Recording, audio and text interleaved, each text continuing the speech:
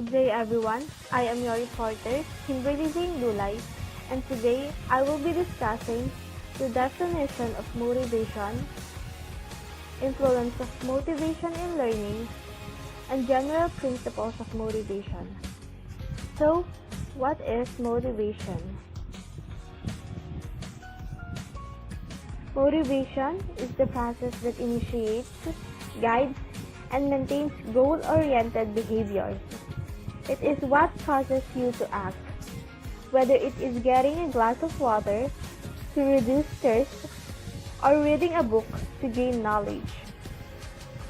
Motivation involves the biological, emotional, social, and cognitive forces that activate behavior.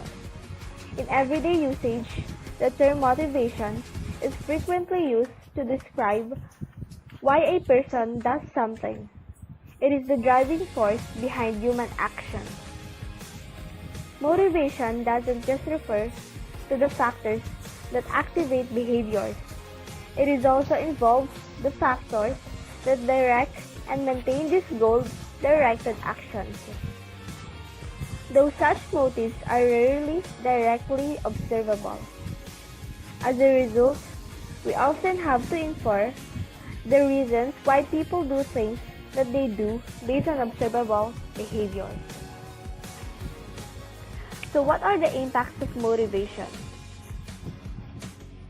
Anyone who has ever had a goal, like wanting to lose 20 pounds or run a marathon, probably immediately realizes that simply having the desire to accomplish something is not enough. Achieving such a goal requires the ability to persist through obstacles and endurance to keep going in spite of difficulties. There are three major components of motivation: activation, persistence, and intensity. Activation involves the decision to initiate a behavior, such as enrolling in a psychology class.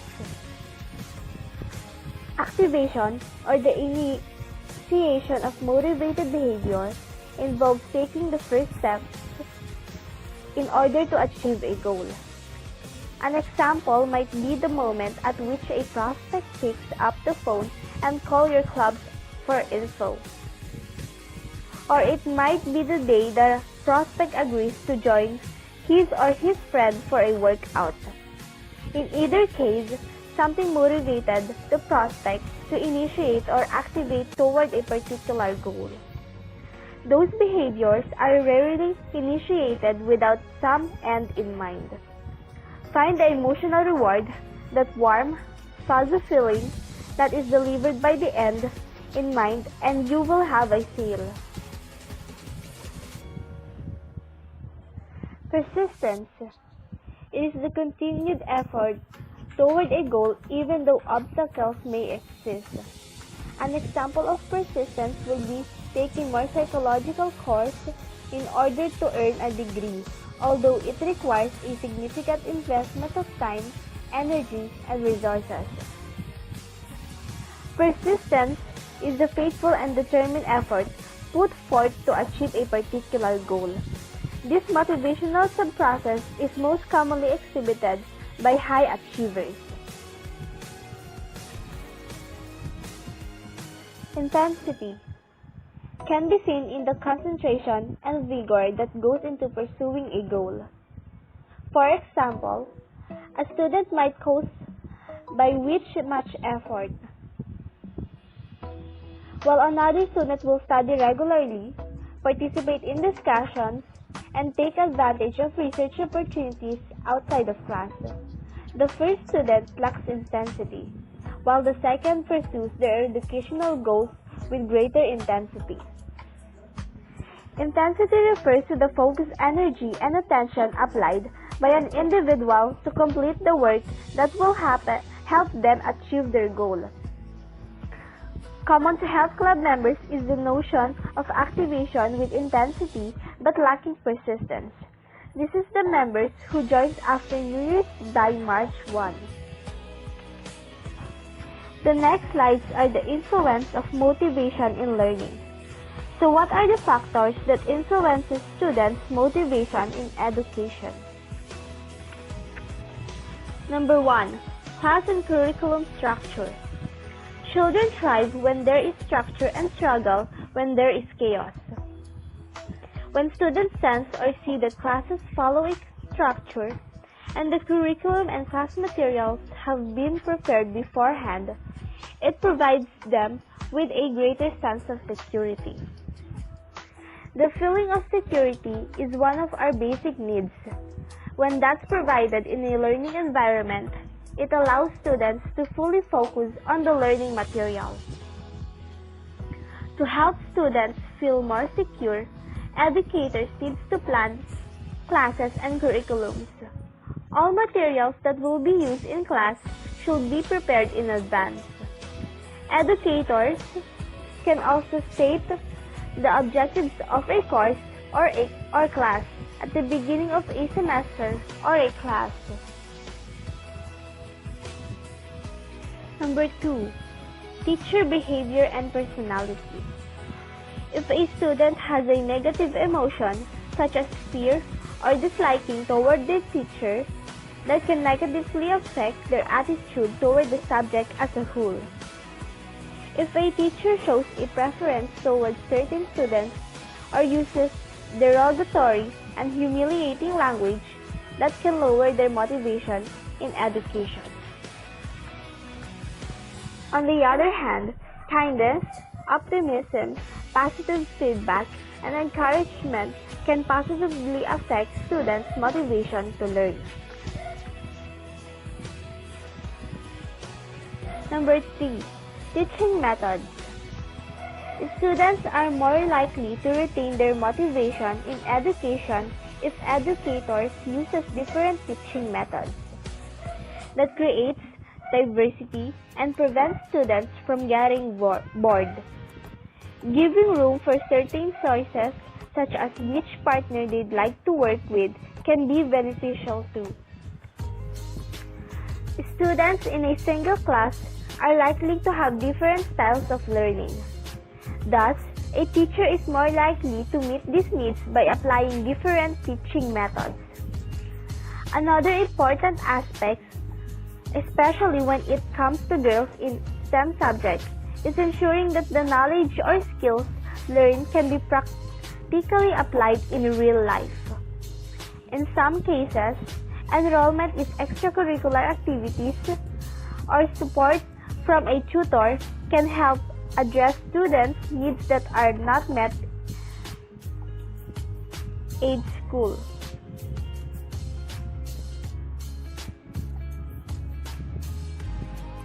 Number 4. Parents' habits and involvement. Quite a few parental habits can directly affect the motivation of children, and strict motivation in particular. This includes showing interest in the child's learning material. Some parents don't mind their children's learning materials. They often show that they are not interested on it. Number 2. Inquiring about their day. They don't ask their kids on how was their day at school nor the activities they did that day. Number 3. Actively listening. They don't listen to their children's rant about their studies and often told they were just overreacting. Number 4. Helping with a specific task or skills taught at school. They don't help their kids in school. Either they are not interested or they just don't know how. After all, there are some parents that really don't have the capabilities to help their kids in studies. Number 5. Attending parent meetings. They don't attend parent meetings in school, so they don't know what's happening to their children's environment. Number 6. Encouraging children to complete homework or study for a test. They don't encourage their kids to be motivated in school activities and often pressure them in school. Another habit that's been proven to improve motivation is reading. Reading to and with small children helps them develop literacy faster than talking does. However, reading comprehension levels can determine student success in later school years. Number 5. Family issues and instability. Number 1. Divorce. Number 2. Loss of one or both parents. Number 3. Not living with a biological father or mother. Number 4. Not having contact with the biological father or mother. Number 5. Frequently moving from one home to another. And number 6. Being or having been involved with child protective services. Same as the lack of security in the classroom, the lack of security at home can negatively impact the motivation in education. Children who live with both parents, on average, get better grades than children who don't. Family conflicts and disruption can result in poorer academic performance. As a result, in certain instances, additional support may be needed from schools to help students with their issues.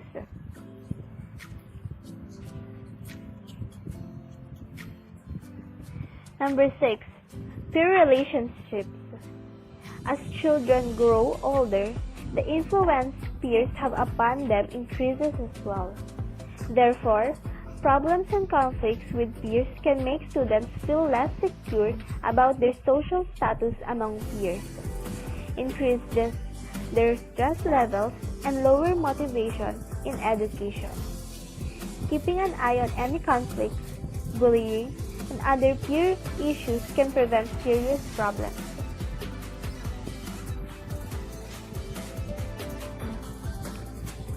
Number 7. Learning environment. School environment or school climate is another factor that affects motivation in education. School environment refers to different norms and regulations that determine the overall climate in school. Positive school environment makes students feel safe and secure, meets their basic needs such as daily meals, and provides an optimal environment for them to build healthy social relationships. Too many classes and learning environment that's too serious can also lower motivation in education. Adding a fun element to classes can help to ease the atmosphere and improve motivation and results. Allowing enough time for play and rest can also have a positive effect. Number 8. Assessment. While standardized assessment increases the standards of attainment, it can negatively influence students' motivation in education, especially at a younger age. The opposite can be seen in countries like Finland, where primary schools children do not get any tests. Despite the lack of assessment, Finnish children display higher academic achievement. It is also common for students to lose motivation if tests are continuously too challenging. This does not provide a sense of achievement and lowers motivation in education over time. Thus, it's important for educators to experiment with and apply different testing methods which will be able to address the different learning needs of students. My last report for today is the general principles of motivation. Number 1. The environment can be used to focus the student's attention on what needs to be learned.